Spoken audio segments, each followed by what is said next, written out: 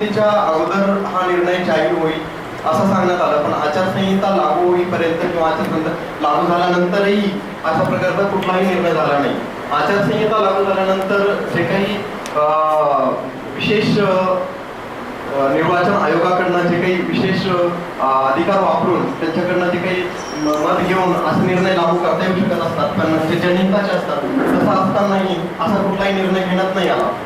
आणि मित्रांनो, आम्हाला आता एक शेवटची आशा आहे की येणाऱ्या काळामध्ये जे काही आता लोकसभेच्या निवडणुकांमध्ये ही जी काही आचारसंहिता संपल्यानंतर महाराष्ट्र शासन आमचा निर्णय जाहीर करेल अशी आम्हाला आशा आहे.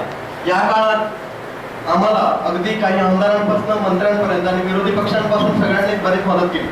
त्यामध्ये विशेष म्हणजे डॉक्टर सुधीर तांबे जे काही सध्याचे रुलिंग पार्टीचे आमदार आहेत यांनी त्या ठिकाणी मध्यस्थी केली.